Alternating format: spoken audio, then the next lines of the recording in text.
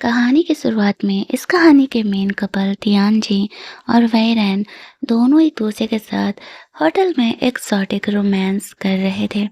लेकिन कहानी यहाँ तक कैसे पहुंची जानने के लिए हमें इस कहानी में पहले चलना पड़ेगा, बिकॉज ये दोनों एक्चुअल कपल नहीं है। तो चलिए शुरू से शुरू करते हैं, जहाँ पर कि तियानजी का प्यार और वैरेन की नफरत के साथ ये लव स्टोरी की शुरुआत होती है। रोमांटिक नाइट के बाद रियलिटी चेक होता है और वैरेन तियानजी को ब्लेम लगाती है। तुमने मेरा फ़ायदा उठाया, मैं तुम्हारा पुलिस में कंप्लेन करूंगी। तियानजी उसे कहता है, आई थिंक कि तुम्हें मुझे नहीं, नुआन को कंप्लेन करना चाहिए, जो कि तुम्हारा एक्स है। फ्लैशबैक में स्टोरी जाती है। नुआन वैरेन का बॉयफ्रेंड है। दोनों एक साल से एक दूसरे को डेट कर रहे हैं, पहले क्लासमेट भी रह चुके हैं। पार्टी में वैरेन पहली बार तियानजी से मिलती है, जो कि नुआन का अंकल है। नुआन उसे तियानजी से इंट्रोड्यूस कराता है। तियानजी था तो खूबसूरत, लेकिन वेरेन उसे बुरी नज़रों से नहीं देखती है। लेकिन तियानजी की नज़रें थोड़ी अलग हो जाती है वेरेन को देखते ही।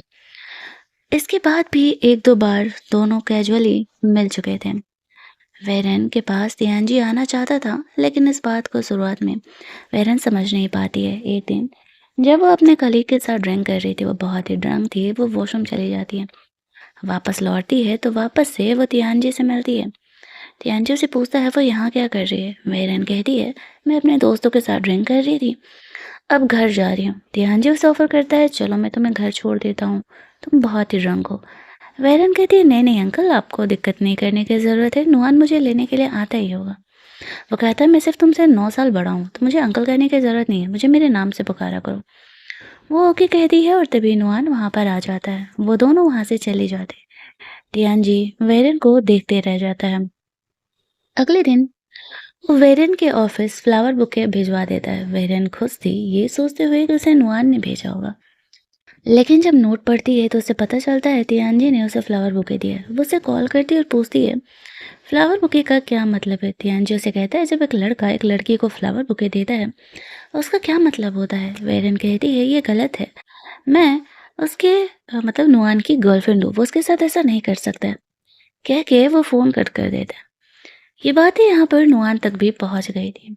ऑफिस के बाद तियानजी वेरेन के आने का वेट कर रहा था। वेरेन उसे कहती है वो नुआन से प्यार करती है और दोनों जल्दी ही शादी करने वाले हैं। तियानजी उसे कहता है, शादी अब तक हुई तो नहीं है ना, और तुम्हें क्या लगता है सच में नुआन तुमसे प्यार करता है, तुम्हारे लिए कुछ भी सेक्रीफाइस कर सकता है। वेरेन कहती, हाँ मुझे यही लगता है। तभी वहाँ पर वेरेन आ जाता है। अब उसे पता था कि एक्चुअल में कल तियानजी ने उसे फ्लावर बुके दिया है, तो वो तियानजी से बात करने के लिए उसके ऑफिस चले जाता है, जहाँ पर कि वो तियानजी से वो कहता है कि उसे पता है कि वेरेन उसकी गर्लफ्रेंड है, तो फिर वो उसे क्यों ही परसू करने के बारे में सोच रहा है। वो उससे कहता है, देखो तुम हमारे घर के नाजायज बेटे हो, अब तुम चूज कर लो, या तो तुम्हें तुम्हारा प्यार मिलेगा, या तो फिर तुम्हें बहुत सारा पैसा और प्रोजेक्ट, जिस प्रोजेक्ट पर काफ़ी टाइम से नुआन काम करना चाह रहा था। तियानजी उसे ऑफर करता है, 3 दिन है तुम्हारे पास, या तो वेरन को मुझे देकर के ये प्रोजेक्ट ले लो, या तो फिर तुम्हें तुम्हारा प्यार मुबारक, मैं दोबारा वेरन को कभी परेशान नहीं करूँगा। नुआन कन्फ्यूजन में आ जाता है। वो उस घर का नाजायज बेटा था, उसे अपने पोजीशन को होल्ड करने के लिए ये प्रोजेक्ट एनी हाउ चाहिए था। वो लालच में आ जाता है और वो अपनी गर्लफ्रेंड वेरन को धोखा देने के लिए तैयार हो जाता है। अगले दिन कुछ सोचते हुए वो नुआन को कॉल करता है और उसे अपने साथ डिनर डेट पर बुलाता है। नुआन को इस बारे में कोई आइडिया नहीं था जो कुछ उसके साथ होने वाला था। जब वेरन यहाँ पर आती है, पूछती है कि आज इतना ये रोमांटिक डिनर क्यों हो रहा है, तो नुआन उसे कहता है, हमारा 1 ईयर एनिवर्सरी होने वाला था, तो सोचा पहले ही मना लो, फिर मुझे बिजनेस ट्रिप पर भी जाना है। वेरन को इस चीज़ से कोई प्रॉब्लम नहीं था। वो उसे एक प्यारा सा ब्रेसलेट भी गिफ्ट करता है। वेरन बिल्कुल कैजुअल थी। नुआन उसे ड्रिंक वगैरह ऑफर करता है। अब वेरन को उस पर बिल्कुल भी डाउट नहीं था, इसी वजह से वो ड्रिंक कर लेती है। लेकिन इसके बाद वो बहुत ही नशे में हो जाती है। नुआन वेरन को होटल के कमरे में लेकर के जाता है। तियानजी को कॉल करके कहता है कि इस होटल के इस कमरे में तुम्हारे लिए एक गिफ्ट है। ये कह के वो कमरे से बाहर निकल जाता है। इसके बाद हमें कहानी का शुरुआत वाला सीन दिखाया जाता है। तियानजी को आइडिया नहीं था कि नुआन ने क्या किया है। वेरन को उसने तियानजी को ऑफर किया था, वो उसे काम डाउन करने के लिए बाथटब में लेके गया था, लेकिन वेरेन उस दवा के नशे में थी। दैट्स व्हाई यहाँ पर वो खुद को कंट्रोल नहीं कर पा रही थी और वो तियानजी को अपने साथ रोमांस करने के लिए इनिशिएट कर रही थी। वो दोनों यहाँ पे रोमांस करते हैं। इसके बाद जो कुछ सुबह हुआ वो तो हमें पता ही है, लेकिन एक सच्चाई जो कि वेरेन को नहीं पता है, वो उसे काफ़ी बाद में पता चलेगा, जिस वजह से कहानी पूरी तरीके से बदल जाएगी। वेरेन उसे कहती है, तुमने मेरे साथ गलत किया। इस बात पर तियानजू से कहता है, गलत मैंने नहीं किया, गलत तुम्हारे बॉयफ्रेंड ने किया। उसने तुम्हें ड्रग किया, उसने तुम्हें मुझे ऑफ़र किया, तो अगर तुम्हें किसी को बोलना है गलत, तो अपने बॉयफ्रेंड को बोलो। वेरेन को भरोसा ही नहीं हो रहा था कि उसका प्यार नुआन उसके साथ ऐसा कर सकता है। वो इस बात को एक पल को मान तो जाती है, लेकिन कहती है जो भी हो, गलत तो तुमने मेरे साथ किया है, तो मैं कंप्लेन तो करूँगी। तियानजी उसे कल रात का वीडियो दिखाता है, जहाँ पर कि तियानजी उसके साथ गलत नहीं कर रहा, बल्कि वेरेन अपनी मर्ज़ी से तियानजी के साथ रोमांस कर रही है। तियानजी उसे कहता है, देखो तुम्हारे पास 2 ऑप्शन है, या तो तुम मुझसे शादी कर लो, या तो फिर मैं वीडियो पब्लिक कर दूँगा। वेरेन कन्फ्यूज़न में थी, उसे शादी के लिए हाँ कहना ही पड़ता है। वो लोग वेरेन के पेरेंट्स से मिलने के लिए जाते हैं। तियानजी को यहाँ आया हुआ देख कर के वो लोग समझ नहीं पाते कि वो यहाँ क्या कर रहे हैं। तियानजी वेरेन के मॉम डैड को अलग ही कहानी बताता है। वो बताता है, नुआन ने वेरेन को ड्रग किया, उसके होटल में भेजा और उसने उनके प्राइवेट वीडियो को रिकॉर्ड कर लिया। और वो मुझे धमकी दे रहा था कि अगर उसने उसे वो प्रोजेक्ट नहीं दिया तो वो वीडियो को पब्लिक कर देगा। उसके पेरेंट को वीडियो दिखाने का कोशिश करता है तो वेरेन रोक देती है। अब उसके पेरेंट वेरेन के लिए बहुत ही परेशान थे। तियानजी कहता है, देखिए मैं बहुत ही सीधा-साधा इंसान हूँ, तो मैं जो कुछ हो उसके बाद वेरेन से लीगली शादी करने के लिए तैयार हूँ। मैं उसे अपनी बीवी बनाने के लिए तैयार हूँ।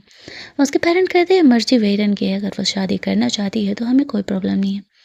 उसकी मैम वेरेन को कमरे में लेकर के जाती है बात करने के लिए, जानने के लिए। वेरेन अपनी माँ से कहती है, मुझे शादी नहीं करना। उसकी मॉम उसे समझाती है, सोचो अगर यहाँ पर वो वीडियो पब्लिक हो गया तो तुम्हारे इज़्ज़त का क्या होगा? तियानजी, मुझे बात से अच्छा इंसान लग रहा है। तुम मुझसे शादी करोगी तो मुझे नहीं लगता है कि तुम्हें कोई परेशानी होने वाली है। असलियत तो उनके पेरेंट को पता ही नहीं था। वेरन कहती है, नहीं उसे जो भी हो जाए उसे उस इंसान से शादी नहीं करना। उसकी मॉम कहती है, ठीक है सोच समझ लो। कमरे से बाहर जाने के बाद उसके और नुआन के फोटो फ्रेम को वो तोड़ देती है। उससे निकले शीशे को उठा करके अपना नस कट कर लेती है वो। शीशे टूटने की आवाज़ सुन करके सब लोग घर में आते हैं। वेरन को इस हालत में देख करके तियानजी बहुत ही परेशान हो जाता है। जल्दी जल्दी उसे हॉस्पिटल लेकर के जाता है, जहाँ पर कि वेरन की जान बचाई जाती है। उसके मॉम डैड उस पर गुस्सा कर रहे थे कि ये कैसी हरकतें कर रही है। वेरन कहती है, शायद मैं तियानजी से पीछे छुड़ाने का कोशिश कर रही हूँ। उसके पेरेंट को तियानजी कहता है, एक काम करिए अंकल आंटी, आप लोग जाइए आराम करिए, मैं हूँ यहाँ पर इसका ख्याल रखने के लिए। उसके पेरेंट वहाँ से चले जाते हैं। उसके जाते ही तिहांजी वेरन को कहता है, तुम्हें लगता है कि मरने के बाद तुम मुझसे पीछा छुड़ा लोगी, तो ये तुम्हारी गलतफहमी है। मुझे पता है तुम्हारी एक बहन भी है जो कि कॉलेज में है। अगर तुम मर गई तो मैं उससे शादी कर लूँगा और जो टॉर्चर तुम्हें मिलने वाला है वो उससे मिलेगा। तो तुम सोच समझ लो कि तुम्हें क्या करना है। वेरन कभी भी नहीं चाहती थी कि उसकी बहन के साथ ऐसा कुछ हो। यहाँ पर तियानजी वेरन का ख्याल करने के लिए रुका हुआ था। उसका सेक्रेटरी वेरन के लिए फूड पहुंचाता है, लेकिन वेरन खाने के लिए तैयार नहीं थी। तियानजी उसे कहता है कि अगर तुम खाना नहीं खाई तो फिर मैं तुम्हें माउथ टू माउथ ट्रांसफर करके खाना खिलाऊंगा। वेरन चुपचाप फूड खा लेती है। वो और कोई तमाशा नहीं चाहती थी। वो अंदर से बहुत ही ज़्यादा वीक थी। तियानजी उसे सोने के लिए बोलता है। कुछ देर बाद जब उसकी आँख खुलती है तो देखती है तियानजी अब भी कमरे में ही है। वो उसका फिक्र कर रहा था। तियानजी उसे जगह हुआ देख करके कहता है, देखो तुम्हारे पास ज़्यादा वक्त नहीं है सोचने के लिए। तुम मुझसे शादी करने के लिए हाँ कह दो, भलाई तुम्हारी इसी में होगी। उसे ऑफिस से कॉल आता है। वो ऑफिस के रूम से बाहर निकल जाता है। तभी नुआन वेरन से मिलने के लिए आता है। वो अपनी गलती के लिए उसे माफ़ी मांग रहा था और जो कुछ हो उसके बाद भी उसे अपनाने के लिए तैयार था। वेरन उसे गुस्सा होकर के वहाँ से जाने के लिए कहती है। तभी तियानजी यहाँ पर आता है। दोनों आपस में लड़ने लगते हैं। नुआन दोनों को ही वहाँ से जाने के लिए कहती है, उसे अकेले रहना है। नुआन कहता है, मुझे मेरी गलती का एहसास है, मुझे वेरन के साथ ऐसा नहीं करना चाहिए था, मैं उससे बहुत प्यार करता हूँ। तियानजी उसे कहता है, तुम्हें उससे पहले उसे मेरे बिस्तर में भेजने से पहले सोचना चाहिए था। वो फिलहाल के लिए वहाँ से चले जाता है। वेरन तियानजी को भी नहीं देखना चाह रही थी। वो उसे कहता है कल तुम मेरे घर चल रही हो। शादी करने के लिए वो मान चुकी थी। घर जाने पर वेरन अलग कमरे में रहना चाह रही थी, तियानजी के साथ नहीं। तभी वहां पर तियानजी आता है और कहता है हम दोनों लीगल हस्बैंड वाइफ होने वाले हैं। तुम अलग कमरे में रहोगी तो क्या ही बदल जाएगा। वेरन उसे कहती है मुझे तुम्हारी शक्ल भी नहीं देखनी है, मैं तुमसे अलग कमरे में ही कंफर्टेबल फील करूंगी। तियानजी उसे कहता है जो कुछ हमारे बीच होना था वो तो हो गया। बेहतर होगा कि ये ड्रामाबाजी बंद करो और चुपचाप मेरे कमरे में ही रहो। लेकिन वेरन भी अपने जिद पर अड़ जाती है, तो तियानजी को उसकी बात माननी पड़ती है। वेरन अपने कमरे में थी। वो उसके हाथ के चोट पर ड्रेसिंग चेंज करने के लिए गया हुआ था, जहाँ पर कि वो अचानक से तियानजी को आया हुआ देख करके उस पर गुस्सा करने लगती है। तियानजी उसे कहता है इतना ओवर एक्ट करने की ज़रूरत नहीं है। यहाँ पर वह वेरेन के हाथ में दवा अप्लाई कर रहा था। एक तरफ उसका ये केयर और दूसरी तरफ उसका वो ऑब्सेशन। वेरेन कंफ्यूज थी कि आखिरकार तियानजी की असलियत है क्या। वो उसे कहता है तुम यहाँ आराम से सो सकती हो, लेकिन ज़्यादा दिनों के लिए नहीं। जल्दी ही तुम्हें मेरे पास आना ही पड़ेगा। वेरेन तियानजी से नफरत करती थी। एटलीस्ट अभी के सिचुएशन में तो ज़रूरी है। अगली मॉर्निंग वो ब्रेकफास्ट करने के लिए लॉन में जाती है, जहाँ पर कि तियानजी ने वेरेन के लिए काफ़ी प्रिटी सा झूला लॉन में लगवाया था, ताकि वो बोर ना हो। यहाँ पर घर की मेड उसे ये सारी बातें बताती है। तियानजी के दिमाग में चल रहा था वेरेन के कि वो तियानजी के पास से वो वीडियो कैसे हटाए। ज़रूर ही स्टडी रूम में उसने वो वीडियो रखा होगा। इसी वजह से वो स्टडी रूम में जा करके उस वीडियो को ढूंढने का कोशिश करती है। मेड कहती है ये पर्सनल है और तियानजी ने हमें भी जाना अलाउ नहीं किया है। ऐसी वजह से जब कोई वहाँ पर नहीं होता है तभी वेरन चोरी छुपे तियानजी के स्टडी रूम में एंटर कर जाती है। उसे आसपास कहीं कुछ ऐसा सीक्रेट नहीं दिखता है। लैपटॉप था, उसका पासवर्ड वो गेस करने का कोशिश कर रही थी, जिससे कि वो उसे ओपन करके चेक कर सके। लेकिन तब तक वहाँ पर तियानजी आ जाता है। वो बहाना बनाने लगती है उसका इयररिंग गिर गया था जब वो बुक लेने के लिए आई थी, तो दैट्स वाई वो उसे ढूंढ रही थी। साथ ही में अपना इयररिंग जानबूझ करके नीचे गिरा के पहनने की एक्टिंग करने लगती है। तियानजी उसे अपने हाथों से वो इयररिंग पहनाता है। वो जानता था वेरेन कुछ तो दिमाग लगा रही है, लेकिन वीडियो तक उसका दिमाग फिर नहीं गया तियानजी था। ऑफिस के लिए निकल जाता है। थोड़ी देर बाद वेरेन को कॉल करता है, अपने साथ लंच पर चलने के लिए बोलता है। जब वो उसके साथ जाती है तभी एक लड़की यहाँ पर आती है और तियानजी के साथ फ्लर्ट कर रही थी। वो उसके बिजनेस पार्टनर की बेटी थी। वेरेन को देख करके कहती है इतनी एवरेज लुकिंग गर्ल के साथ तुम क्या कर रहे हो, तुम तो मुझे डिजर्व करते हो, देखो मैं कितनी हॉट हूँ। इस बात पर तियानजी उससे डांटते हुए वहां से जाने के लिए कहता है। वेरेन को कहता है तुम्हें उस लड़की की बात सुनने की ज़रूरत नहीं है, मुझे तुम्हारा फिगर बहुत ही पसंद है। वेरेन थोड़ा सा ना जाने क्यों बट उसके बात पर स्माइल कर देती है। वैसे तो तियानजी उसे अभी नहीं पसंद था, लेकिन उसने जिसके साथ बिहेव किया ना, ये देख करके उसे अच्छा ज़रूर लग रहा था। इसके बाद वो दोनों घर जाते हैं। रात में तियानजी ऑफिस से बहुत ही ड्रंक होकर के घर आता है, जब वेरेन वापस से उसे स्टडी में जाने का कोशिश कर रही थी। वो उसे ऐसे छोड़ नहीं सकती थी, उसे कमरे में लेकर के जाती है। वो ड्रंक था तो उसका ख्याल कर रही थी, उसे पानी वानी ऑफर कर रही थी। जियान वेरन के साथ थोड़ा और वक्त बिताना चाह रहा था, तो वो और भी ड्रंक होने की एक्टिंग करने लगता है। उसे नशे की हालत में वो वेरन को किस करता है। शुरुआत में तो वेरन ऐसी फ्लो में बह जाती है, लेकिन फिर उसे ध्यान आता है कि ये तियानजी है, तो वो उसे गुस्से में थप्पड़ मारते हुए कमरे से बाहर निकल जाती है। वो सोचता है एक किस के बदले एक थप्पड़ उतना भी बुरा डील नहीं है। जब वो रात में सो रहा था तो वही तियानजी के स्टडी रूम में वापस से जाती है। बहुत ही मेहनत मशक्क़त के बाद फाइनली उसे उसके लैपटॉप का पासवर्ड मिलता है। इसके बाद वो लैब ओपन करती है तो उसे वहाँ पर उन दोनों का वीडियो मिलता है। वो उस वीडियो को डिलीट करती है, अपना सामान पैक करती है और जल्दी जल्दी घर से निकलने लगती है।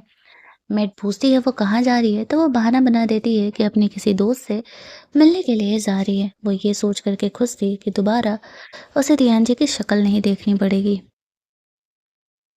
यहीं दूसरी तरफ इस बात से अनजान तियानजी बहुत ही खुश था कि वेरन के साथ उसके क्या रिलेशनशिप बढ़ रहे हैं। लेकिन जब वो घर जाता है तो उसे पता चलता है कि यहाँ पर तो वेरन है ही नहीं। तुरंत ही वेरन को उसकी बहन का कॉल आता है। वो उसे कहती है कि मैं जीजू के साथ हूँ। वेरन समझ जाती है कि तियानजी उसे उसकी बहन के लिए धमकी दे रहा है। वो उसे तुरंत ही घर आने के लिए कहता है। वेरन को तुरंत ही घर लौटना पड़ता है। तियांजी वेरन की बहन को पैसे देते हुए कहता है, जाओ दोस्तों के साथ एंजॉय करो। वो चली जाती है। वेरन यहाँ पर आती है। तियांजी उससे कहता है, जो वीडियो तुम डिलीट करके गई हो उसकी बहुत सारी कॉपीज मेरे पास है। मैंने तुम्हें पहले ही कहा था, मेरे साथ अच्छे से रहोगी तो मैं तुम्हें कभी परेशान नहीं करूंगा, लेकिन तुमने मेरी बात नहीं सुना। लगता है कि तुम्हें मेरी अपनी बहन के लहजे में तुम्हें वो बात समझाना पड़ेगा। वेरन इस बात के लिए मना कर रही थी। तियांजू से कहता है, तुम्हें मुझसे शादी तो करनी ही पड़ेगी। वेरन कहती है, ठीक है मैं शादी करूंगी, लेकिन कोई भी पब्लिक सेरेमनी नहीं होगा। तियांजी कहता है, ठीक है, लेकिन बदले में तुम्हें मेरे साथ अपना रूम शेयर करना पड़ेगा। वेरेन इस बात के लिए मान जाती है। दोनों शादी का सर्टिफिकेट लेकर के आते हैं। अब वेरेन तियांजी के कमरे में आज से रहने वाली थी। जब वो सो रही थी तभी तियांजी आता है और उसे रिंग पहनाता है अपने हाथों से। वेरेन की नींद खुल चुकी थी। तियांजी कहता है, तुम आराम करो, मैं फ्रेशन अप होकर के आता हूँ। जब वो नहा करके आता है तो वेरन को लगता है कि शायद तियांजी उसके साथ इंटीमेट होने के लिए इंसिस्ट करेगा, लेकिन वो उसकी फीलिंग को समझता है और कहता है, नहीं, आज तुम आराम कर लो, अगली बार जब तुम्हारी मर्जी होगी फिर देखेंगे। वेरन सोचती है, ये इतना कैसे सुधर गया। अगले दिन जब वो ऑफिस जाती है तो उसे उसकी बेस्टी का कॉल आता है। वो उससे मिलने के लिए आई हुई थी। वेरन ये सुन के बहुत ही खुश हो जाती है। शाम में अपनी बेस्टी से मिलने के लिए जाती है। उसकी बेस्टी को वेरन के लाइफ के सारे सिचुएशंस पता थे। वो दोनों क्लब में बैठ करके ड्रिंक कर रहे थे।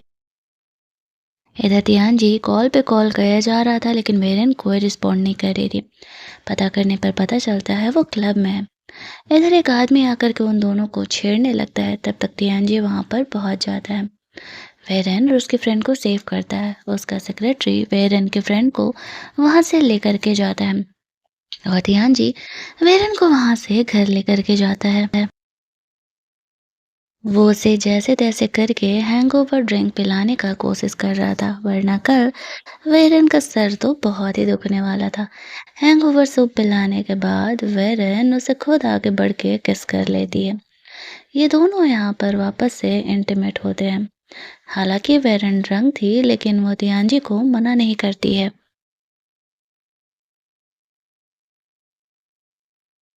लेकिन अगली सुबह जब वो जगती है तो उसने क्या कल कांड किया है इस बात का उसे अफसोस ही हो रहा था। लेकिन वेरन को एक बात पता चलता है कि कल रात उसका फर्स्ट नाइट था। इट मीन्स कि उस रात तियांजी ने उसके साथ कुछ भी नहीं किया था। इस बात से गुस्सा होकर के वो डाइवोर्स पेपर पर साइन करती है और कमरे से चली जाती है, यहाँ से हमेशा हमेशा के लिए।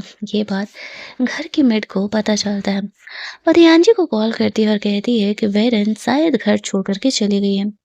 तियांजी घर आता है तो देखता है वेरन ने रिंग खोल दिया है और डाइवोर्स पेपर पर भी साइन कर दिया। वो समझ जाता है कि कल रात वेरन का फर्स्ट नाइट था, ये बात उसे पता चल चुका है। उस रात उसके और तियांजी के बीच कुछ नहीं हुआ है। इसी वजह से ये जानने के बाद वो गुस्सा करके घर से चली गई है। वो वेरन को ढूंढते हुए जाता है। वेरन एक होटल में स्टे की थी, वो मोम डैड के पास भी नहीं जा सकती थी। तियांजी जबरदस्ती वेरन के कमरे में जाता है और कहता है, ये डाइवोर्स का क्या मतलब है। वेरन उसे कहती है, तुमने मुझे धोखा दिया है, तुमने मुझे इस चीज़ के लिए ब्लैकमेल किया कि हमारे बीच सब कुछ हो चुका है और मुझे तुमसे शादी करनी ही पड़ेगी। तियांजू से कहता है, मैं डाइवोर्स किसी हालत में तुम्हें नहीं देने वाला हूँ। और वह वापस से ज़बरदस्ती वेरन के साथ रोमांस करने का कोशिश करने लगता है।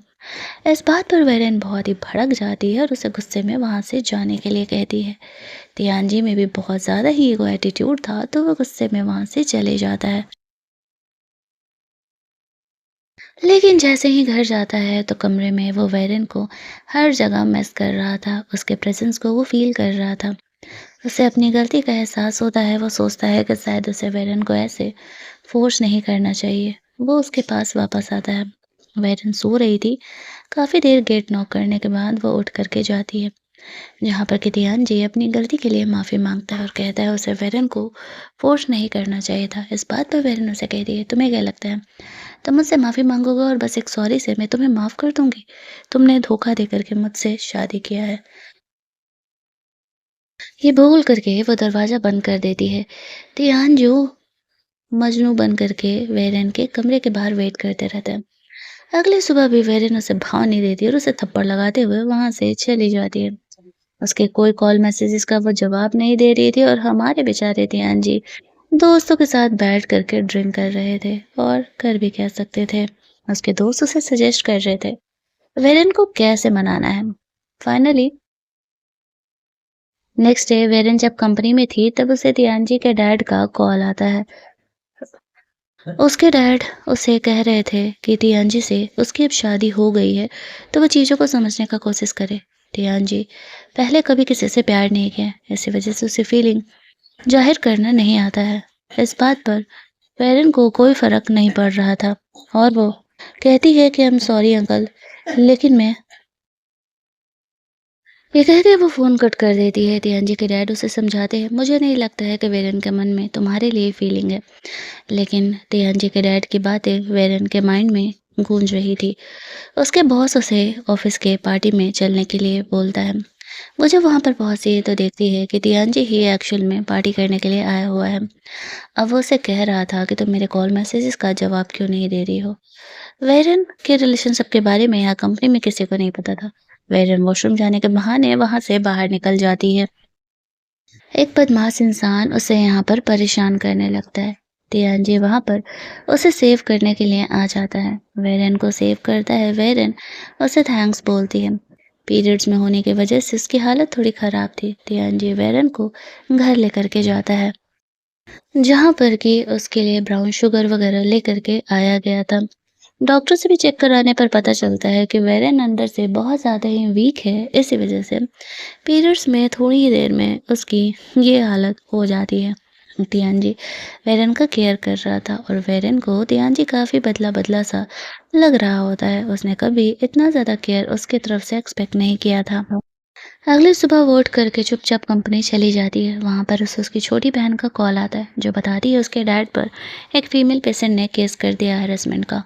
वेरेन जल्दी-जल्दी पुलिस स्टेशन पहुँचती है। वो लड़की काफ़ी बड़ी ब्लॉगर थी और वो उसके डैड पर केस की हुई थी कि उन्होंने उसे फिजिकली हैरेस किया है। वेरेन उसे समझाने का कोशिश करती है कि उसे ज़रूर ही कोई गलतफहमी हुई होगी, उसके डैड ऐसे नहीं हैं। लेकिन वो पैसे ऐंठने के लिए ऐसा कर रही थी। उसके डैड का इमेज तो खराब हो रहा था, उनके डॉक्टर का लाइसेंस भी छीना जा सकता था। वेरेन को समझ नहीं आता कि वो किससे हेल्प ले। उसके फैमिली वाले तियानजी को कॉल करने के लिए बोलते हैं। वेरेन के पास कोई ऑप्शन ना दिखते हुए वो तियानजी को कॉल करती है। तब तक तियानजी को भी इस पूरे केस के बारे में पता चल चुका था। वो उसके कॉल के पहले ही पुलिस स्टेशन पहुंच जाता है। वहाँ जा कर के वो वेरेन का हेल्प करता है। अब तियानजी के आइडेंटिटी को वो लड़की जानती थी और वो ये भी जानती थी कि अगर पुलिस केस हुआ तो वो जेल भी जा सकती है फ्रॉड के केस में। इसी वजह से वो माफ़ी मांगती है, अपने ऑनलाइन साइट पर भी बताती है कि नहीं गलती उसी की है। उसने वेरेन के डैड को मिसअंडरस्टूड कर लिया था। केस यहीं पर रफा-दफा होता है। वेरेन के डैड को जाने दे दिया जाता है। अब उसकी फैमिली काफ़ी शुक्रगुजार थी क्योंकि तियानजी के आने से ये केस तुरंत ही सॉल्व हो गया। वो लोग तियानजी को भी घर पर चलने के लिए बोलते हैं, साथ में लंच करने के लिए। वेरेन तियानजी को मना नहीं कर सकती थी, उन्होंने उसकी फैमिली का इतना बड़ा हेल्प किया था। वेरेन नोटिस करती है तियानजी के पेट में दर्द हो रहा है। वो कहता है नहीं कुछ नहीं, सब ठीक है। सारे फैमिली मेंबर साथ में घर जाते हैं, जहाँ पर कि वेरेन का गुस्सा अब तियानजी पर थोड़ा कम हो चुका था। उसने उसकी फैमिली की इतनी बड़ी हेल्प जो की थी। वो तियानजी को कहती है थैंक्स, अगर तुम नहीं आते तो मेरे डैड अब भी जेल में होते। तियानजी से कहता है आई नो मुझे इमोशन शो नहीं करने आते, लेकिन मैं सच में तुमसे प्यार करता हूँ और बस यही मैं जताना चाह रहा था। वो तियानजी के लिए पेट दर्द का दवा लेकर के आती है। रात में वो फैमिली मेंबर्स के साथ खाना वाना खाते हैं और दोनों कपल थे, उन दोनों को एक ही कमरे में रहना था। अब यहाँ पर तियानजी वेरन से कहता है अब मैंने तुम्हारे डैड का इतना बड़ा हेल्प किया है तो तुम बदले में मुझे थैंक्स नहीं बोलोगी। अब यहाँ पर वो दोनों रोमांस करते हैं। वेरेन तियानजी को नहीं रोकती है, कहीं न कहीं वो भी तियानजी से अब थोड़ी नफ़रत कम करने लगी थी। अगली सुबह जब वो जगती है तो देखती है तियानजी घर के लड़कियों वाले एप्रन में खाना बना रहा है। उसने पहले कभी खाना नहीं बनाया था और वो वेरेन के मॉम से ब्रेकफ़ास्ट बनाना सीख रहा था, जिसमें कि वो काफ़ी क्यूट लग रहा था। उसकी फैमिलीज़ के साथ वो लोग सब साथ में बैठ कर के ब्रेकफ़ास्ट करते हैं, जहाँ पर कि उसके पेरेंट कहते हैं हम कुछ ग्रोसरी की शॉपिंग करने के लिए जा रहे हैं, तब तक तुम लोग लंच का प्रिपरेशन कर लेना। तियानजी यहीं पर रुकने वाला था। वो और वेरन मिल करके लंच का प्रिपरेशन कर रहे थे। वेरन ने तियानजी को माफ़ कर दिया था और वो दोनों एक नॉर्मल कपल की तरह रहते हैं। आज की रात गुजर जाती है। अगली रात वेरन नोटिस करती है तियांजी के पेट में दर्द हो रहा है आधी रात को। वो जल्दी-जल्दी उसे हॉस्पिटल लेकर के जाती है, जहाँ पर कि डॉक्टर्स बताते हैं कि खाना रेगुलर नहीं खा पाने की वजह से तियांजी की ये हालत है। उसे कुछ दिन लगेंगे रेगुलरली पूरी तरीके से ठीक होने में। तब तक वेरेन तियांजी का ख्याल कर रही थी। उसके पेरेंट भी पूछते हैं कि तियांजी ठीक है ना? वेरेन कहती है कि हाँ मॉम डैड, वो ठीक है, मैं हॉस्पिटल में ही उसके साथ हूँ। अगली सुबह जब वो जगता है तो वो ये देख कर के खुश था कि वेरेन उसका केयर कर रही है। वो प्यार से उसे किस कर लेता है। अगले दिन डॉक्टर से प्रिस्क्रिप्शन लेकर के वो घर जाती है। तियांजी जरूरत से ज्यादा तबीयत खराब होने की एक्टिंग करते हुए वेरेन को यहीं रोकने का कोशिश कर रहा था। वेरेन तो समझ ही रही थी, लेकिन वो यहाँ नहीं रुकने वाली थी। वो अपने घर के लिए निकल जाती है। बेचारा तियांजी मुंह बना करके बैठ जाता है। मिड उसे चिढ़ाते हुए कहती है, मुझे तो लगा था कि शायद आप लोगों के रिलेशनशिप में कुछ तो प्रोग्रेस हुआ ही होगा, लेकिन कोई फायदा नहीं है। फिर वो अपनी दोस्त के साथ शॉपिंग वॉपिंग करने के लिए जाती है। उसके बाद वो अपने कॉमन फ्रेंड के बर्थडे पार्टी में जाती है, जहाँ पर कि उसने नुआन को भी बुलाया हुआ था। नुआन उनका क्लासमेट भी था। नुआन यहाँ पर आता है। वो वेरिस से अकेले बात करने का मौका ढूंढ रहा था। तभी उसे तियांजी का कॉल आता है। तियांजी यहाँ पर जानबूझ करके तबीयत थोड़ा खराब होने का बहाना बना करके उसे घर जल्दी वापस आने के लिए बोलता है। वेरन कहती है, ठीक है, मैं थोड़ी देर में यहाँ निकलती हूँ। लेकिन तियांजी वेरन को लेने के लिए चले जाता है। नुआन यहाँ पर वेरन से अपनी गलती के लिए माफ़ी मांग रहा था। उसे वापस आने के लिए कहता है। तियांजी उनकी बातों को सुन रहा था। वेरन कहती है, तियांजी भले ही बुरा है, लेकिन वो तुम्हारी तरह टू फेसेस नहीं है। कम से कम तुम अच्छे बनने का नाटक बन करके मेरे साथ इतना गलत किए। तियांजी बुरा था तो वो शुरू से बुरा था। तुमसे वो कई ज़्यादा गुना बेहतर है। तियांजी इन बातों को सुन लेता है। यहाँ पर वो आता है, वेरिन को कहता है, चलो मेरी तबीयत ठीक नहीं है, तुम्हें मैं यहाँ से लेने के लिए आया हुआ हूँ। वो नुहान को वार्न करता है, अगर उसे वो प्रोजेक्ट नहीं चाहिए तो वो दोबारा वेरन को परेशान करे। ये बोल करके वो वेरन को वहाँ से लेकर के जाता है। अगले दिन तियांजी के डैड उन दोनों से मिलने के लिए आते हैं। वेरन उनसे मिल करके खुश थी। उसके डैड उसे एक महंगा सा ब्रेसलेट गिफ्ट करते हैं। हालांकि वेरन ने तियांजी के साथ रिलेशनशिप के बारे में अभी फ्यूचर नहीं सोचा था, लेकिन वो उसके पेरेंट को कैसे ही मना कर सकती थी। वेरेन तियांजी के साथ अपने पुराने ऑर्फनेज जाती है, जहाँ पर कि बचपन में उसने कुछ साल वहाँ बिताए थे। उसके बाद उसके पेरेंट उसे ढूंढ पाए थे। वेरेन अपनी बचपन की दोस्त को देखती है, जिसको कि उसके पेरेंट परेशान कर रहे थे। उसके डैड उसे वहाँ से लेके जाने का कोशिश कर रहे थे किसी और से शादी कराने के लिए। वेरेन उसकी मदद करती है। साथ ही में तियांजी भी था, इसी वजह से उसके डैड फिलहाल उससे कुछ नहीं कर पाते हैं। इसके बाद वो लोग घर जाते हैं। वेरेन टायर्ड होकर के वहीं बैठे बैठे सो गई थी, तो ध्यानजी उसे उठा करके बेड पे लेके जाता है ताकि वो आराम से सो सके। अगली सुबह ऑफिस में कुछ लोग गॉसिप कर रहे थे। एक लड़की बिना शादी के ही प्रेग्नेंट हो गई थी। वेरेन नोटिस करती है कि पिछले 1 महीने से पीरियड तो उसे भी नहीं आया है। वो यही सारी बातें सोचते हुए डॉक्टर को चेक कराने के लिए जाती है। तब उसे शॉक न्यूज़ मिलता है। ये न्यूज़ की एक्शन में वो सच में प्रेग्नेंट है। वो ये बातें फिलहाल सबसे छुपा के रखने का डिसाइड करती है। लेकिन तियांजी को ये बात पता चल गया था। वो सोचता है कि वेरेन जब खुद उसे ये बात नहीं बता रही है, तो वो उससे ऐसे ज़बरदस्ती नहीं पूछ सकता। उसने ज़रूर ही कुछ सोचा होगा। वो भी उससे ये बात छुपाने का डिसाइड करता है। इसके बाद बिल्कुल नॉर्मली सब कुछ चल रहा था। उसे भी सब कुछ पता था, घर के मेड को भी पता था। वो दोनों ही वेरेन से इन बातों को छुपा रहे थे। समय से पहले, मतलब उस समय के बाद तियांजी वेरेन को पहले से कहीं ज़्यादा केयर करने लगा था। वेरेन के बदलते धीरे-धीरे बिहेवियर को देख कर के ऑफिस में कुछ लड़कियां जो कि वेरेन से जेलस फील करती थी, उसके बारे में गॉसिप करने लगती हैं। वेरेन शादीशुदा है, ये बात किसी को नहीं पता था। ये बात तियांजी को भी पता चलता है कि वेरेन के बारे में ये रूमर फैल रहा है कि वो मैरिड नहीं है और फिर भी प्रेग्नेंट है, तो वो उसका हेल्प करने का डिसाइड करता है। इंस्पेक्शन के बहाने कंपनी पहुंच जाता है, जहां पर कि वेरेन अपना प्रोजेक्ट यहाँ पर प्रेजेंटेशन देने वाली थी। वेरेन बहुत ही सही तरीके से अपना प्रेजेंटेशन देती है और सबको बहुत ही पसंद आता है। तियांजी भी उसे सपोर्ट कर रहा था। इसके बाद वो सामने आता है और सबको कन्फेस करता है कि वो यहाँ पर सिर्फ कंपनी इंस्पेक्ट करने ही नहीं आया था, अपने और वेरेन के रियल रिलेशनशिप के बारे में भी बताने के लिए आया था। एक्शन में वेरेन उसकी लीगल वाइफ है और वो दोनों शादीशुदा हैं। तो जो कुछ भी रूमर उसके बारे में फैल रहे हैं और जो लोग फैला रहे हैं, उन तीनों लड़कियों को वो जॉब से निकाल देता है। ये कहते हुए इस तरीके के बकवास हरकतें वो कंपनी में किसी भी एम्प्लॉय के लिए बर्दाश्त नहीं करेगा। घर जाकर के तियानजी के बदले हुए बिहेवियर से इम्प्रेस होकर के वेरेन उसे बता देती है कि वो प्रेग्नेंट है। तियानजी उसे बताता है, मुझे ये बात पहले से ही पता था, लेकिन मैं तुमसे सुनना चाहता था और मैं तो बहुत ही खुश हूँ कि फाइनली हमारा बेबी होने वाला है। वेरेन खुश थी कि उसे मतलब बेबीज पसंद है। अगले दिन वेरेन को पता चलता है उसी छोटी लड़की को उसके डैड जबरदस्ती किसी बड़े इंसान से शादी कराने का कोशिश कर रहे हैं। वो ध्यानजी और कुछ गार्ड्स को लेकर के वहाँ पहुँचती है, उस लड़की का हेल्प करती है। उसके डैड को जेल भेज दिया जाता है। इसके बाद वह रहन वहीं के पास के ऑर्फनेज में चली जाती है, जहाँ पर कि वह पहले रहा करती थी। वहाँ फ़ोटोज़ को देख रही थी, तभी वहाँ पर तियानजी आता है। वो कहती है, मुझे ऐसा क्यों लग रहा है कि मैंने तुम्हारे पास इनमें से कोई एक फ़ोटो देखी है। तियानजी एक फ़ोटो दिखाता है, वो सच में इसी ऑर्फनेज का था। वेरेन के पूछने पर वो बताता है कि वो वेरेन से पहले भी मिला था। जब उसने उसे पहली बार देखा था तभी उसे वेरेन से प्यार हो गया था। उसके बाद वो उसे ढूंढ रहा था, लेकिन तब तक वो नुआन की गर्लफ्रेंड बन चुकी थी। वो उसे तब से ही प्यार करता है। वेरेन कहती है, तुम्हें मुझे इस बारे में बताना चाहिए था। ध्यानजी कहता है, मैंने तुम्हें पहले भी कहा था ना, मुझे अपनी फीलिंग्स शो करने नहीं आती। इसी वजह से मैं कभी तुम्हें ये बात बता ही नहीं पाया कि मैं एक्चुअल में तुमसे कितना प्यार करता था। और यहाँ पर हम लोग देखते हैं कि वेरेन तियानजी के उस पूरे कन्फेशन को एक्सेप्ट कर लेती है। वो दोनों हैप्पीली एवर आफ्टर रहने लगते हैं। कहानी के एंडिंग में वेरेन ने तियानजी के लिए एक बेबी बॉर्न किया था। ऐसे हैप्पी एंडिंग के साथ हमारी ये कहानी यहीं पर एंड कर दी जाती है। अगर आपको ये कहानी अच्छी लगी होगी, वीडियो को लाइक और शेयर करना मत भूलना। चैनल को सब्सक्राइब कर लेना ताकि नए वीडियोज़ के नोटिफिकेशन आपको मिलते रहें।